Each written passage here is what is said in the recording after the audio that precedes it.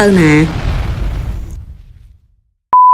មើលតែទឹកមុខក៏ដឹងតែខ្ញុំស្លន់ប៉ុណ្ណាដែរថ្ងៃហ្នឹងសំខាន់រត់ចូលមកដល់ស្គាល់ផ្លូវទៀតអត់ដែរណែមិនមែនថាស្លន់អីទេ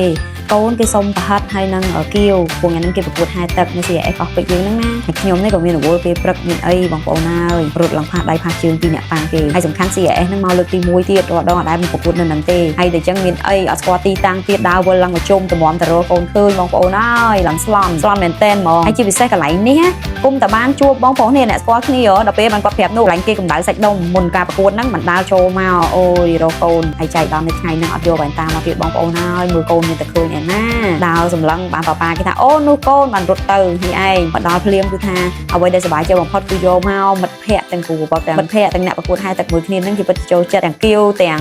ប្រហិតហ្នឹងគឺចូលចិត្តអូយគេយកជា breakfast តែម្ដងហើយអញ្ចឹងមិនឲ្យខ្ញុំស្លន់អាម៉េចបើគេម៉ោង9គេប្រកួតហើយខ្ញុំទៅដល់នេះម៉ោង8កន្លះហើយគាត់ញ៉ាំហើយក៏ទៅសម្រាប់ធ្វើអីទៀតនោះមុនប្រកួតណាអូខេអញ្ចឹងនិយាយរួមទៅមកព្រឹកនេះគឺស្លន់រឿងដោយសារ breakfast កូននឹងឯងមកព្រឹកនេះរៀងស្លន់បន្តិចប៉ុន្តែសប្បាយនេះនៅពេលដែលឃើញចុងក្រោយគឺគាត់សប្បាយចិត្តហើយគាត់ចូលប្រកួតទាំងក្តីសប្បាយរីករាយយ៉ាគាត់ប្រសើរកូនគាត់ពិតជាប្រកាយមែនតើខាងនិយាយថាប៉ាម៉ាក់បានលេងណាត់កូននេះរឿងហែទឹកនឹងសុំចាញ់ហើយសុំចាញ់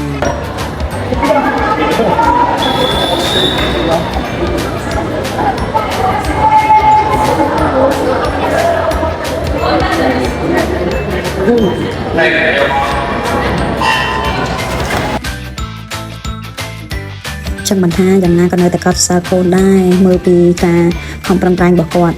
សំខាន់លទ្ធផលចុងក្រោយគឺតាដានេះឯងគឺកងសម្រាប់ Hit Winner គឺគាត់បានឈ្នះរហូតដល់លេខ1ទៅលើ2ប្រកួតពិតជាកត់ប្រសើរមែនទែនកូនស្រីខ្ញុំ